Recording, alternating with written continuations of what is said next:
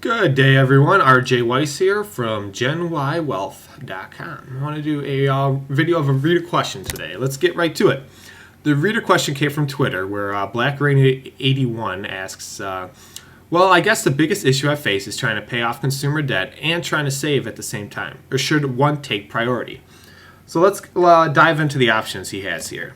So your option one is to do both. So, you can, the advantages I like to think of this are, your investments get to compound a little longer, and if you have an employer that matches your 401k or employer-sponsored plan, whatever you have, if your employer matches, that's a great rate of return. The disadvantage is doing both at the same time is that, obviously your investments can compound, but debt also compounds. So, compound interest is working for you and compound interest is working against you.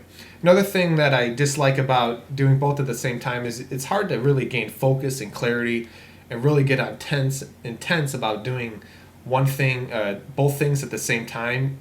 So, it's kind of hard to really do too well. Chances are of success are more likely if you're just doing one really well.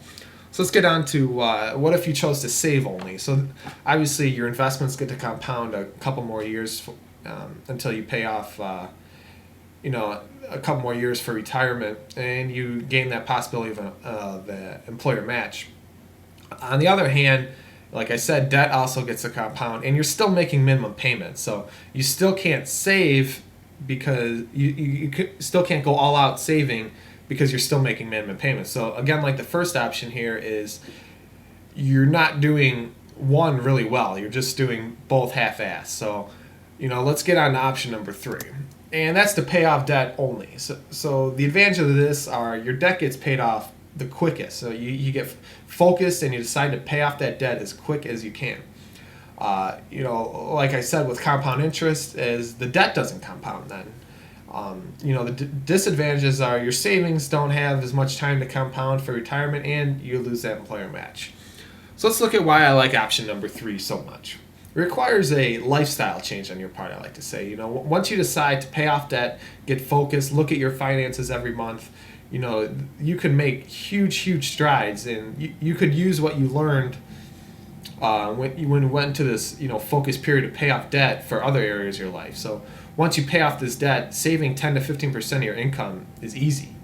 Another thing is, saving for retirement isn't a sprint, it's a marathon.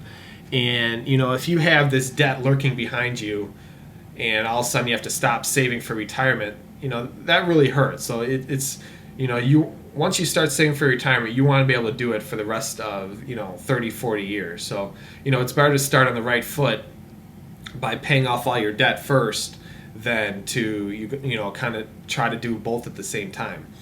And also it becomes a lot easier to build wealth. So take the payments that you have to make right now on your debt. Say you're making $500 of debt payments a month, and turn that into savings. That's about a $5,000 contribution to a Roth IRA every year. So that's even more than that. So once you're focused and you're paying off $500 in debt a month, it's easy to turn that into savings. So that's why I like this option of really getting focused and paying off your debt as quick as you can. So a couple tips to do that is set a big, hairy, audacious goal, or a BHAG, I like to say, and decide to get rid of that debt by a certain date. Decide like I said, something that you don't think that you could possibly do, that you'll have to stretch yourself to pay this debt off by a certain date. You might have to think outside the box a little. And another thing is you stick with one method. 2 methods you could use are the snowball method, which, it really builds momentum because you list that lowest debt first, lowest debt in terms of, quantity. So if you have a $250 debt, a $500 debt, and a $1,000 debt, regardless of the interest rate, you pay off that smallest first, then work up to the 500, then to the 1,000. So, and then the other way you could do it is, list by highest interest rate first. So if you have a $400 debt with a 10% interest rate and a $1,000 debt with a 8% interest rate, you would pay off the $400 debt first because it has a higher interest rate. Another thing you got to do is you got to get on a tight budget, and you got to put all that money you save extra towards that first debt. So then another thing, sell stuff on eBay, have a garage sale, make those short little windfalls. Those, if you can make $500 in a garage sale, you could use that to maybe get rid of one debt, and that could really build momentum. Another thing you could do is get a second job.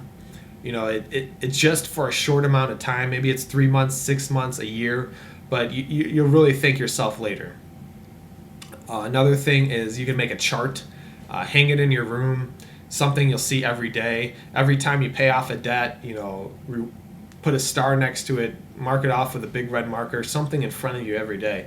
And it's not bad to have a reward for yourself once you pay off that last debt. So maybe decide your favorite restaurant you get to go to because you've been eating in for the last few months, or just something that's fun that you enjoy that you've been holding back until you reach this goal. So give yourself a reward once it's paid off, and then you can get to saving that 10-15% for retirement. So I hope this answers your question, and always anybody else have a question, hit me up via Twitter and I'll be glad to answer it. Thanks and have a great day.